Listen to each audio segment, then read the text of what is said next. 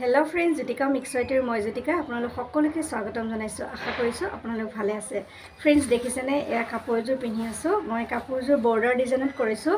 Less with fabric printing কৰা এই কাপোৰযোৰ কেনেকৈ কৰিলোঁ চাং গৈ আহকচোন। ফ্ৰেণ্ডছ, এয়া লৈছোঁ হেণ্ডমেড মিক্স পাটৰ এযোৰ ধুনীয়া মেখেলা চাদৰ, আৰু এই কাপোৰযোৰ হৈছে বেবী পিংকৰ। এই কাপোৰযোৰত মই আজি ধুনীয়াকৈ fabric with lace lace work কৰিম। আপোনালোকে দেখিছে, প্ৰথমতে থাম্বনেইলখন দেখি হয়তো গম পাইছে। আজি 2 বছৰমানৰ আগতে মই এনেকৈ বৰ্ডাৰ ডিজাইনত লেছ উইথ ফেব্ৰিক প্ৰিণ্টিঙৰ গুলপীয়া কাপোৰ এযোৰ কৰিছিলোঁ, আৰু সেই কাপোৰযোৰ মোৰ বিক্ৰী হৈছে। তেতিয়া এগৰাকীয়ে অৰ্ডাৰ কৰিছিল, আৰু সেইকাৰণে আচলতে কাপোৰযোৰ আকৌ কৰিবলৈ ওলাইছোঁ।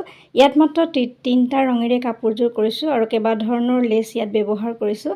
এক্ৰিলিকৰ কালাৰে লৈছোঁ, এয়া লাইট গ্ৰীণ আৰু ডিপ গ্ৰীণ, এই 2টা কালাৰ মিক্স দুইটা কালাৰে পাটৰ অংশসমূহ কৰিছোঁ। এডাল ফ্লেট ব্ৰাছৰ সহায়ত এনেকৈ পাটৰ অংশসমূহ কোনোবাটো পাত ডাঙৰ, কোনোবাটো সৰু, এনেকৈ গোটেই কাপোৰযোৰ সম্পূৰ্ণ কৰিছোঁ। আৰু ইয়াতে ফ্ৰেণ্ডছ, প্ৰথমতে লাইট গ্ৰীণ দি লৈছোঁ, তাৰপিছত ডিপ গ্ৰীণে অলপ শ্বেডিং দিয়াৰ দৰে এটা ছাইডৰ দি দিছোঁ। বিশেষ একো কৰা নাই, মাত্ৰ ডিপটো লাইট কৰিহে গোটেই কাপোৰৰ বৰ্ডাৰটো কৰিছোঁ। আৰু বৰ্ডাৰটো কৰি লোৱাৰ পিছতে গোটেই কাপোৰযোৰ ডিজাইন কৰিছোঁ। প্ৰথমতে এনেকৈ পেঞ্চিল এডালৰ সহায়ত চাইডে গোটেই আঁকি লৈছোঁ। আগৰ ভিডিঅ'টোত 2 বছৰমানৰ আগতে কৰা সেই ভিডিঅ'টোত মই আপোনালোকক দেখুৱাই ৰাখিছিলোঁ কি ধৰণে কৰিছোঁ। সেই একেটা পদ্ধতিৰে কৰিছোঁ। ইয়াত মাত্ৰ পাতসমূহ অলপ ডাঙৰ সৰু এনেকৈ ডিজাইন কৰি অকণমান পাতসমূহ ইউনিক কৰি দিছোঁ। এয়া চাওকচোন ফ্ৰেণ্ডছ, পাটৰ গোটেই অংশখিনি মই চাইডে এনেকৈ গোটেই চাদৰখনৰ চাইডে প্ৰথমতে কৰি ল'লোঁ।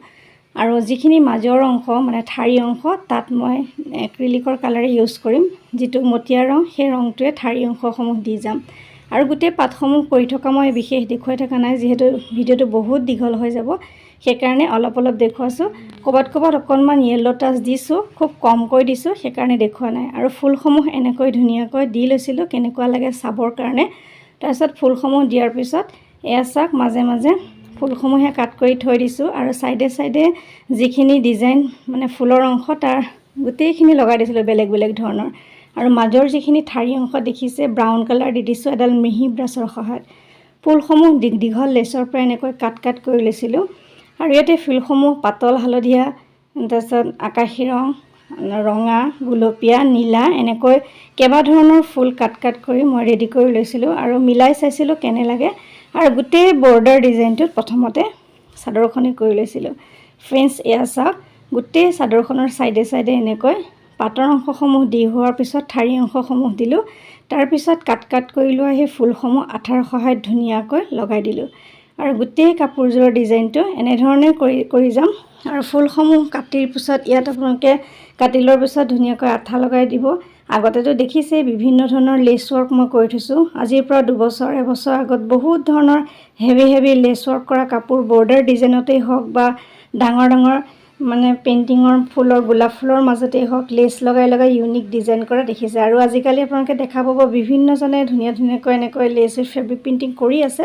কিন্তু ময়ো বহুদিনৰ আগৰ পৰাই কৰি আছিলোঁ। আপোনালোকে নিশ্চয় ভিডিঅ'সমূহ যোনে আগৰ পৰা চাই তেওঁলোকে জানে।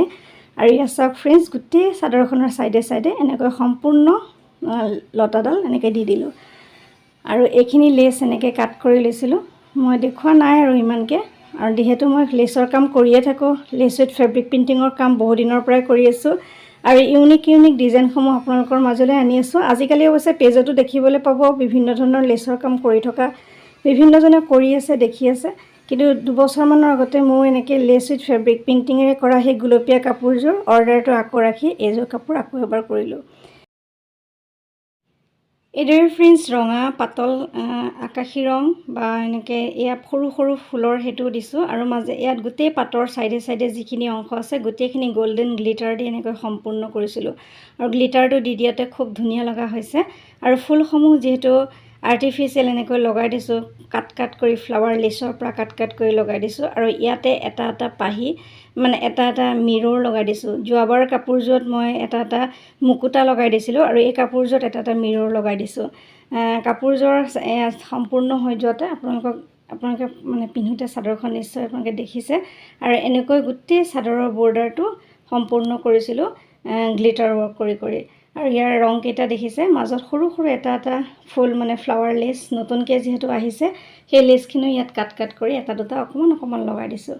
আৰু গোটেই বৰ্ডাৰ ডিজাইনটো আপোনালোকক এবাৰ দেখুৱাম কেনে লাগিছে আপোনালোকে ধুনীয়া কমেণ্ট কৰিব আৰু আগৰ কাপোৰযোৰ আপোনালোকে মৰম দিছিল তাৰ বাবে আৰু এইযোৰটো মৰম দিব আগুৱাই নিব আৰু কাপোৰসমূহ বেলেগ বেলেগ ডিজাইনত আনি থাকিব পাৰিলে নিজৰো ভাল লাগে নহয়নে এয়া চাওক ফ্ৰেণ্ডছ গোটেই কাপোৰযোৰৰ বৰ্ডাৰটো এনেকৈ দিলোঁ আৰু মাজে মাজে এপাহ দুপাহে ফুল দিছোঁ বেছি দিয়া নাই জাপি পিন্ধিলেও খুব ধুনীয়া লাগিব কাপোৰযোৰ ফ্ৰেণ্ডছ এতিয়া আহোঁ মেখেলাখনলৈ মেখেলাখনতো একেধৰণেই কৰিছোঁ ইয়াত মাত্ৰ এটা এটা ফুল এনেকৈ লতাৰ দৰে দি দিছোঁ তলৰ অংশত এনেকৈ পাঁচটা লতা মানে ফুলৰ এনেকৈ পাহি এনেকৈ দি দিছোঁ মানে ফুল দি দিছোঁ এনেকৈ লতা নিচিনাকৈ পাঁচটা দিছোঁ মাজে মাজে অকণমান ব্লেক কালাৰ এনেকৈ ডাৰ্ক এটা দিছোঁ সেই চাদৰখনতো দিছিলোঁ দেখুৱাবলৈ নহ'লে শেষত মনত পৰি এনেকৈ দিছিলোঁ আৰু ফুলৰ অংশসমূহ এনেকৈ দিলোঁ গোটেই গ্লিটাৰ ৱৰ্ক কৰা হৈছে আৰু মাজে মাজে এয়া দেখিছে ব্ৰাউন কালাৰ দিছোঁ আৰু এনেকৈ গোটেই কাপোৰযোৰ সম্পূৰ্ণ কৰিলোঁ আৰু মেখেলাখনৰ ডিজাইনটো আপোনালোকে কেনে পাইছে ক'ব ভাবিছিলোঁ এবাৰ পঠালিকে দিওঁ বুলি মানে যিহেতু বৰ্ডাৰ ডিজাইন দিছোঁ কিন্তু পঠালিকে নাই দিয়া পঠালিকে বহুতে কৰিয়ে থাকে সেইকাৰণে মই ভাবিলোঁ এনেকৈ দিওঁচোন আৰু অকণ বেলেগ লাগিব দেখিবলৈ আৰু সেইকাৰণে নিজৰ মনলৈ অহা আকৌ এনেকুৱা এটা ডিজাইনকে মেখেলাখনতো দি দিলোঁ ব্লাউজতো সৰুকৈ দিছোঁ ফুলৰ পাহটো সম্পূৰ্ণ কাপোৰযোৰ ফাইনেল লুকটো আপোনালোক দেখুৱাম তেতিয়া আপোনালোকে গম পাব আৰু ইয়াতো গল্ডেন গ্লিটাৰৰ কামসমূহ এনেকৈ কৰিছিলোঁ গোটেই চাদৰ মেখেলাযোৰত গল্ডেন গ্লিটাৰ বহুত লাগিছে সম্পূৰ্ণ গল্ডেন গ্লিটাৰ ৱৰ্ক কৰা হৈছে ইয়াতে আৰু লেচো কেইবা ধৰণৰ লেচ লগাই দিছোঁ আৰু আঠাটোতো আপোনালোকে জানেই আগৰ যিটো আঠা ব্যৱহাৰ কৰোঁ সেই আঠাটোৱে দিছোঁ মাজে মাজে কেতিয়াবা মই 7000 আঠাটো ব্যৱহাৰ কৰোঁ এতিয়া অলপমান দিন মই অৱশ্যে এই আঠাটোৱে যিটো ব্যৱহাৰ কৰি থাকোঁ সেইটোৱে ব্যৱহাৰ কৰোঁ এয়া মেখেলাখনৰ এপাহ ফুল এনেকৈ দিছোঁ আৰু গোটেই মেখেলাখনৰ ডিজাইন মানে ফাইনেল লুকটো আপোনালোকক দেখুৱাইছোঁ চাব এতিয়া দেখুৱাম এয়া চাওক ফ্ৰেণ্ডছ সম্পূৰ্ণ মেখেলাখন হৈ গৈছে আৰু এপাহকৈ গোটেই ফুলকেইপাহ আপোনালোকক দেখুৱাই দিম এয়া দুইটা ছাইডে এনেকৈ দিলোঁ এয়া চাওক ফ্ৰেণ্ডছ মেখেলাখনৰ ফাইনেল লুক আৰু কেনে হৈছে জনাবলৈ একদম নাপাহৰিব আপোনালোকৰ ধুনীয়া ধুনীয়া কমেণ্টে আমাক আগবঢ়াই যোৱাত বহুত সহায় কৰে আৰু মৰম দিয়ে আগ্ৰহ দিয়ে মানে উৎসাহ দিয়ে বিশেষকৈ আৰু নতুন কাম কৰাৰ উদ্যম মনলৈ আনি দিয়ে ফ্ৰেণ্ডছ এনেকৈ ইয়াতো মিৰৰ ৱৰ্ক কৰি দিছোঁ আৰু পাটৰ অংশসমূহ ছেডিং কৰি আৰু অলপ ধুনীয়া কৰিব পাৰিলোহেঁতেন কিন্তু যিহেতু বহুত ডিজাইনৰ কাপোৰসমূহ আপোনালোকক দিয়ে ৰাখিছোঁ এযোৰ কাপোৰ চিম্পলকৈ কৰিছোঁ আগৰ কাপোৰযোৰ আপোনালোকক দেখুৱাইছে সেই কাপোৰযোৰ নিচিনাকৈ অকণমান খালি বেলেগ কৰি দিছোঁ একে কাপোৰ কৰিবলৈ অকণমান টানেই পাওঁ মই তথাপি কেতিয়াবা অৰ্ডাৰ দিলে কৰিব লগা হয় আৰু উপায়টো নাই ফ্ৰেণ্ডছ আপোনালোকৰ মাজলৈ এই কাপোৰযোৰ আগবঢ়াই দিলোঁ খুব ধুনীয়া লগা হৈছে এনেই কেমেৰাত কিন্তু কাপোৰ ৰংটো অকণমান নাইকিয়া নিচিনা লাগিছে এয়া কাপোৰযোৰ ফাইনেল লুকটো আপোনালোকক দেখুৱালোঁ এয়া ব্লাউজৰ পিচটোত সৰুকৈ দিছোঁ ফুলপাহ আৰু মাজে মাজে এটা এটা বুটা নিচিনাকৈ দি দিছোঁ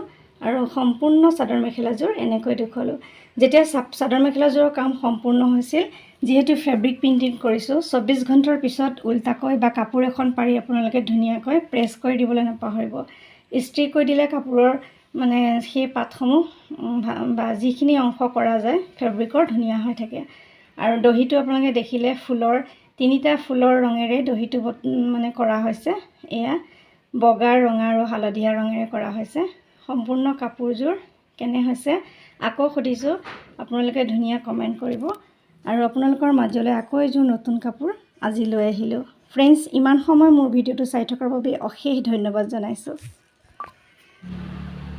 ফ্ৰেণ্ডছ এতিয়া কওকচোন ভিডিঅ'টো চাই কেনে পালে যদি ভাল লাগিছে লাইক কৰিব কমেণ্ট কৰিব চেনেলটো ছাবস্ক্ৰাইব কৰিবলৈ নাপাহৰিব আজিলৈ আহিছোঁ পুনৰ নতুন কাম লৈ আকৌ প্ৰতিশ্ৰুতিৰে মই জ্যোতিকা সকলোৰে পৰা বিদায় লৈছোঁ নমস্কাৰ সকলো সুস্থ থাকক ভালে থাকক তাৰেই কামনা কৰিছোঁ